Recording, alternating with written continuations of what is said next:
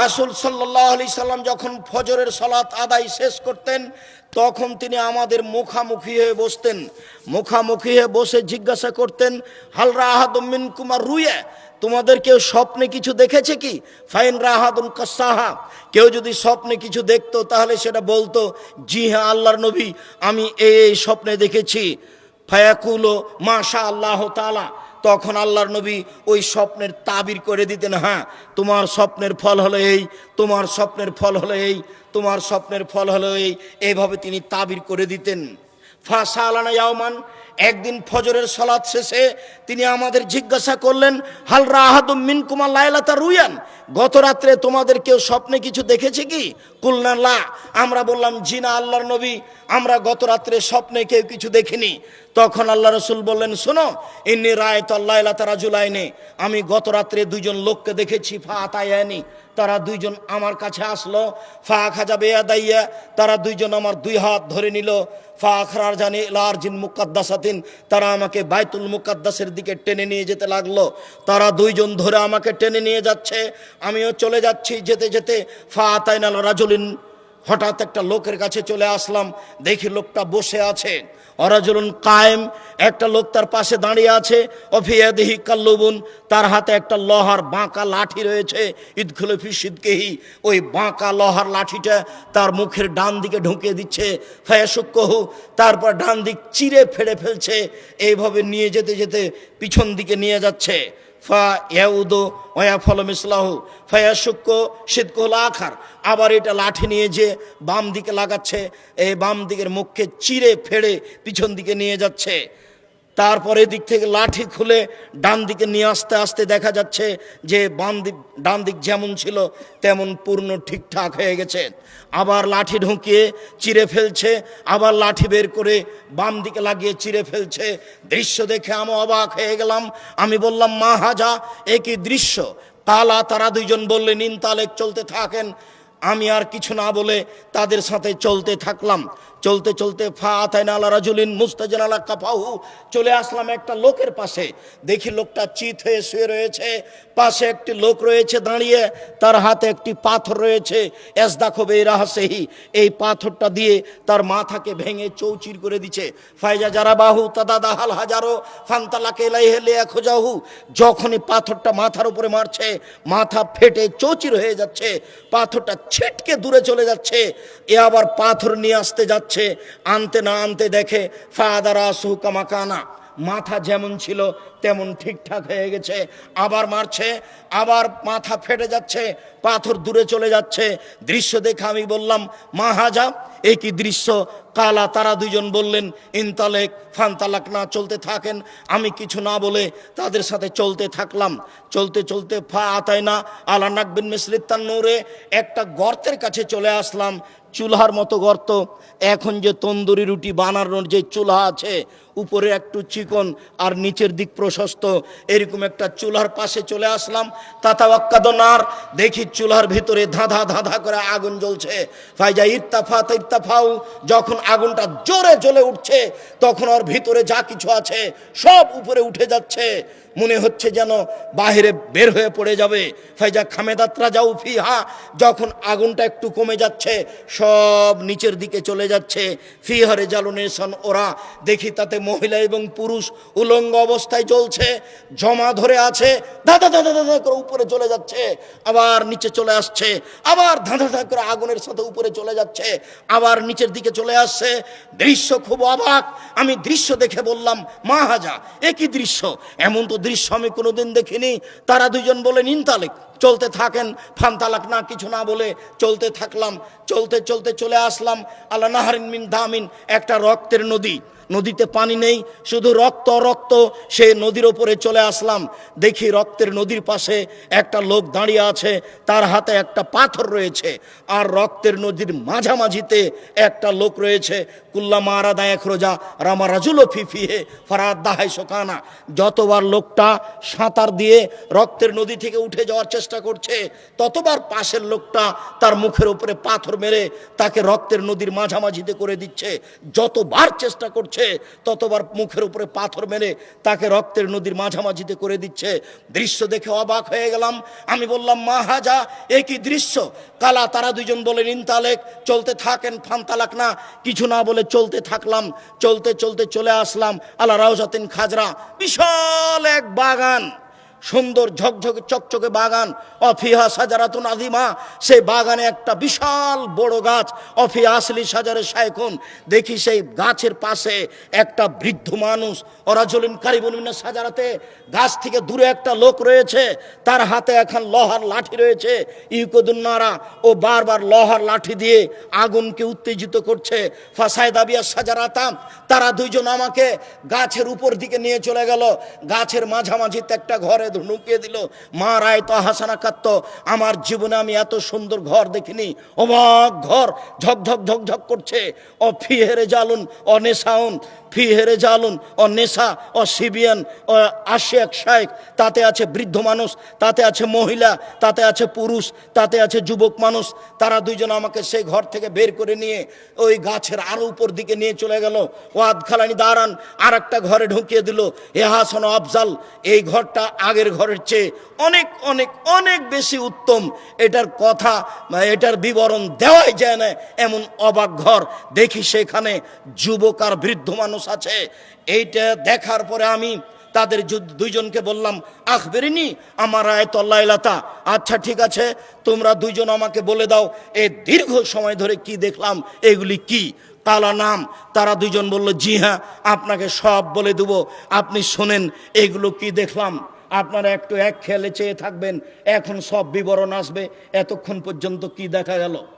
কেউ কারোর গায়ে হাত দিয়ে থাকবেন না। এই যুবক, তুমি সাবধান হও, তুমি আর একজনের সাথে কথা বলছো মনে হয়। তুমি আমার দিকে এক খেয়ালে চেয়ে থাকবা, পাখি যেন মনে করে তুমি পাথর। হাদিসের শেষ অংশে পূর্বের কথাগুলি আসছে। এবার আপনি দেখুন, ওই যে লোকটার মুখের ডান দিকে এবং বাম দিক লোহার বাঁকা লাঠি দিয়ে চিরে দেওয়া হচ্ছিল, ফেড়ে ফেলা হচ্ছিল, সে লোকটিকে হুয়ারাজুলুন কাদ্দাব, সে ছিল মিথ্যুক, মিথ্যা কথা বলতো। হুজুরকে যারা প্রোগ্রাম নিয়েছে তারা বলছে, হুজুর এখন কোথায়? তখন হুজুর বলছে, আমি যমুনা ব্রিজ পার হয়ে গেছি। তখনও হুজুর বাড়ি থেকে বের হয়নি। জি, আর আপনার জীবনে কত মিথ্যা আছে তার কোনো হিসাব নেই। এই ছেলে, যেখানে আর একজনের ক্ষতি হবে না, তোমার মান সম্মানের ক্ষতি হতে পারে, তখন তুমি মিথ্যার আশ্রয় নিতে পারো মর্মে ইব্রাহিম আলাইহিস সালামের ঘটনা তোমার সামনে আছে। স্বামী স্ত্রীর মধ্যে গন্ডগোল লেগেছে বা দুইজনের মধ্যে মীমাংসা করার জন্য মিথ্যার আশ্রয় নিতে পারো, তা বুখারীর হাদিসে এসেছে। ইব্রাহিম আলাইহিস সালামকে বলা হয়েছিল, মূর্তি ভেঙেছে কে? তখন তিনি বললেন, আমাকে বলছেন কেন? ওই যে বড়জন কুড়াল ঘাড়ে করে আছে, তাকেই বলেন না। তখন তারা বলল, হ্যাঁ, ও কথা বলতে পারে, তার কথা বলো মানে? ও যে কথা বলতে পারে না, তার ইবাদত করো কি করে? তারও খেপে গেল, এই বেটা, গর্ত খোঁড়ো, ইব্রাহিমকে আগুনে জ্বালিয়ে দাও। ইব্রাহিম সেদিন জানছেন যে আমি ভেঙেছি, তবুও তিনি নিজের কথা না বলে বলছেন, ওই যে বড়জনকে জিজ্ঞাসা করেন, বলে দিবে কে ভেঙেছে। ইব্রাহিম আলাইহিস সালামকে বলা হলো, আপনার সাথে কে? আরব ভূখণ্ডে সবচেয়ে সুন্দরী মহিলা, এ কে? তখন উনি বললেন, এ আমার বোন। আবার তিনি তার স্ত্রীর কাছে গিয়ে বললেন, দেখো হাজেরা, দেখো সারা, তোমার ব্যাপারে কিন্তু আমি বলেছি তুমি আমার বোন। তুমি যদি এখন বলো যে এটা আমার স্বামী, তাহলে আমরা মিথ্যুক হয়ে যাব। ফালা তুকাদ্দিবু বিহাদিসি, তুমি আমাকে যেন মিথ্যুক প্রমাণ করো না আমার কথাই। যখন তাকে গ্রামের লোক ডেকেছিল, চলো যাই মেলা যাই, তখন তিনি বলেছিলেন, ইনি সাকিম, আমি একটু অসুস্থ। এইগুলো তার মিথ্যার আশ্রয় ছিল হকের লক্ষ্যে। কোনো কারণে যদি হক বাস্তবায়ন করার প্রয়োজন হয়, তখন আপনি নিতে পারেন, সেটা ভিন্ন কথা। তবে যার মুখকে লোহার লাঠি দিয়ে চিরে দেওয়া হচ্ছে, সে হলো মিথ্যুক। ভুলেও কোনোদিন কারো ক্ষতি করার লক্ষ্যে, কারো সুবিধা করে দেওয়ার লক্ষ্যে কোর্টে কাচারিতে, গ্রামে, গ্রাম্য সালিসে, সামাজিক কারো ক্ষতির প্রয়োজনে মিথ্যের আশ্রয় নিও না। এরকম হতে থাকবে। ইউফালু বিহি ইয়াউমাল কিয়ামা, বিচার যতদিন পর্যন্ত না হচ্ছে ততদিন পর্যন্ত তার মুখকে চিরে ফেলা হবে এইভাবেই।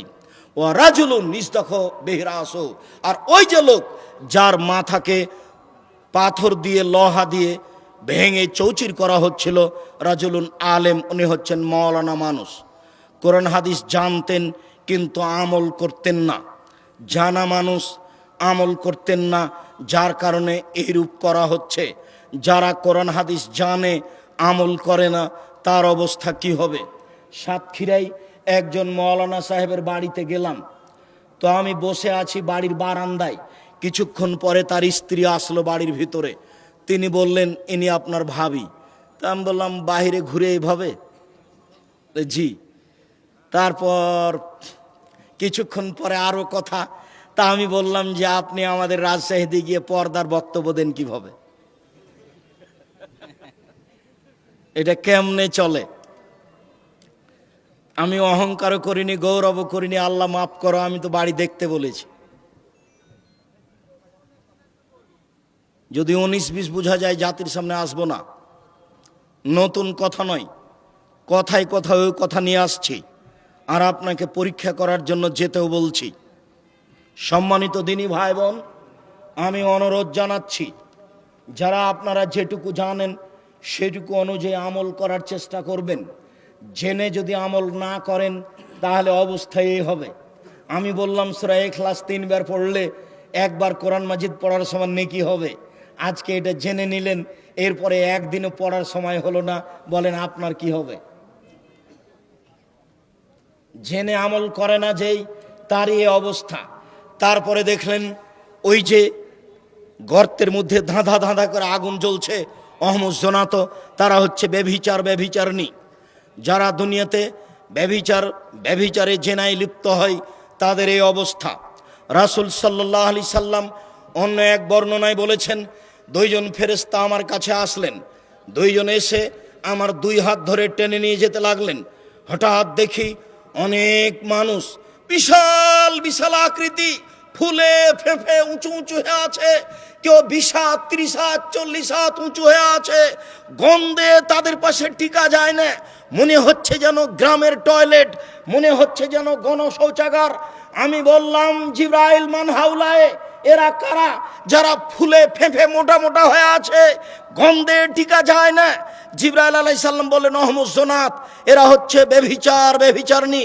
সম্মানিত দিনী ভাই বোন, এইখানে গর্তের মধ্যে যারা উলঙ্গ অবস্থায় ধাঁধা ধাঁধা করে জ্বলছে, উপরে চলে যাচ্ছে, আবার আগুন কমে গেলে নিচে আসছে, তারা হচ্ছে ব্যভিচার, ব্যভিচারিণী।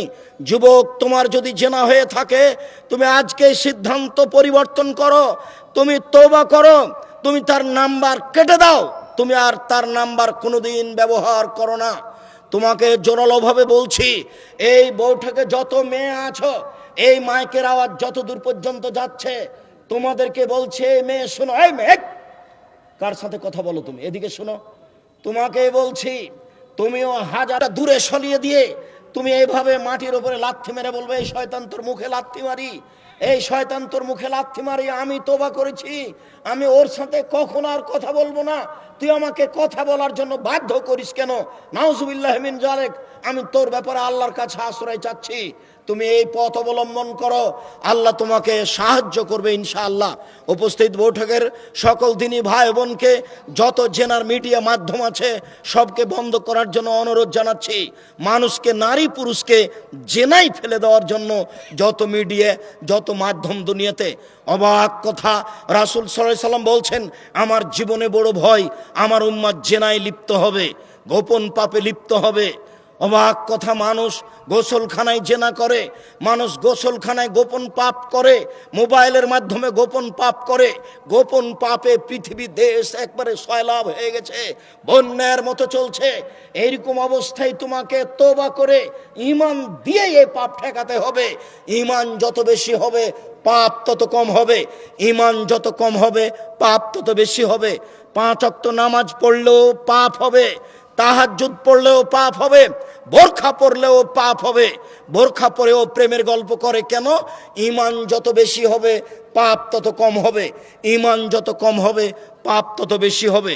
যদি ঈমান কম হয় আর তাহাজ্জুদ পড়ে, তবু নিজেকে পাপ থেকে ঠেকাতে পারবে না। এরপরে যে আপনি দেখলেন রক্তের নদীতে একটা লোক পড়ে আছে, আর পাশ থেকে পাথর মেরে তার মুখকে ভেঙে চৌচির করে দিচ্ছে। অহম আকেলুর রেবা, ও হচ্ছে সুদখোর। এই বাক্যটা বলার জন্য এই লম্বা হাদিস আপনার সামনে অনুবাদ করছি। যারা সুদ খায় তাদেরকে রক্তের নদীতে ফেলে দিয়ে পাশ থেকে পাথর মেরে তার মুখকে ভেঙে চৌচির করে দেওয়া হবে। কেউ যদি 1 টাকা সুদ খায়, 36 বার জেনা করে যত পাপ হবে, 1 টাকা সুদ খেলে তার চেয়ে বেশি পাপ হবে। 2, সুদের পাপের 70টি ভাগ রয়েছে, তার ছোট ভাগ হলো মার সাথে জেনা করলে যেমন পাপ হয়। 3, কেউ যদি সুদ খায় তাহলে তাকে রক্তের নদীতে ফেলে দিয়ে পাশ থেকে পাথর মেরে তার মুখকে ভেঙে চৌচির করে দেওয়া হবে। 4, কেউ যদি সুদ খায় তাহলে তাকে ফকির নিঃস্ব হতে হবে, একদিন না একদিন তার টাকা হারাবেই হারাবে। এ কথা আল্লাহ বলেন, এ কথা নবী বলেন, হাদিস সহি। অতএব সোচ্চার হন। পরের কথাটুকু, ওই যে বিশাল বাগান, সবুজ বাগান, একটা বড় গাছ, গাছের পাশে একজন বসে আছেন, তিনি হচ্ছেন ইব্রাহিম আলাইহিস সালাম। তার সামনে আছে ছোট ছোট বাচ্চা, যারা ছোট অবস্থায় মারা গেছে। হিন্দুর আর মুসলমানের সবার ছোট বাচ্চা জান্নাতে যাবে। ওই যে পাশে একটা লোক, হাতে একটা লোহার লাঠি আছে, আগুনকে উত্তেজিত করছে। ও হচ্ছে মালিক ও খাজেনি নারে জাহান্নামের মালিক, আগুনকে উত্তেজিত করছে। এরপরে বলছে, এই যে আমি আপনার ডান হাত ধরে আছি, আমি হলাম জিব্রাইল। এই যে আপনার বাম হাত ধরে আছেন, ইনি হচ্ছেন মেকাইল। আমরা হচ্ছি জিব্রাইল আর মেকাইল। আপনি একটু মাথাটা উপর দিকে করেন। আমি মাথা উপর দিকে করলাম, দেখি মিসলুজ্জল্লাহ, খুব সুন্দর ঝকঝকে টকটকে ঘর। তারা দুইজন বললেন, জাকা মানজেলোকা, এটা আপনার ঘর।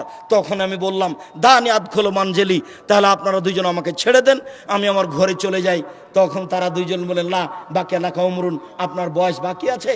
এই যাই ইস্তাকমাল তাহ আতাইতা মানজেলাকা, যখন আপনার বয়স শেষ হয়ে যাবে তখন আপনি এই জান্নাতে চলে আসবেন। রাহুল বুখারী। এই বুখারী গ্রন্থ থেকে হাদিসটা অনুবাদ করছিলাম, সুদ ভয়াবহ পাপ। সম্মানিত দিনী ভাই বোন, যদি আরও কিছু বলবো মনে করছিলাম, তো নিজেকে ক্লান্ত মনে করাই, মনে কিছু নেবেন না। আপনার সাথে জরুরি কথাগুলি আবারও পুনরায় বলি। সেইগুলি হচ্ছে যে করোনা ভাইরাসকে আপনি যা মনে করেছেন তা নয়। এই ছেলে, আর 2-1 মিনিট থামো। 2, করোনা ভাইরাসের জন্য যেসব পথ অবলম্বন করতে বললাম সেসব পথ অবলম্বন করেন। তার একটি হলো দান। 3, সুদ মহাপাপ, যে কোনো মূল্যে সুদ থেকে বাঁচার চেষ্টা করতে হবে। 4, জামিয়া সালাফিয়ার পক্ষ থেকে যত বই পুস্তক আছে, বিশেষভাবে উপদেশ, বিশেষভাবে সলাতের বই, আলহামদুলিল্লাহ অনেক দিন থেকে আমার সাধ ছিল নামাজের উপরে, সলাতের উপরে একটা বই বের করা। তো সেই বইটা বের হয়েছে, রাসূল সাল্লাল্লাহু আলাইহি সাল্লামের সলাত বনাম প্রচলিত সলাত। আর আবদুল্লাহর তো বই আছে মিন্নাতুল বারি, বাংলা ভাষায় ব্যতিক্রম বই। তাওজিহুল কোরআন তাফসির, ব্যতিক্রম তাফসির তাওজিহুল কোরআন। আর আবদুল্লাহর আম্মার বই কিছু লেখা আছে, কেন এই নির্যাতন, কি তার প্রতিকার। আর মাসিক আল ইতিসাম ছেড়ে কেউ যাবেন না। 20 টাকা 25 টাকা মাসিক আল ইতিসাম পত্রিকা কেউ ছেড়ে যাবেন না, এবং প্রত্যেক মাসে মাসিক আল ইতিসাম পত্রিকা নেবেন।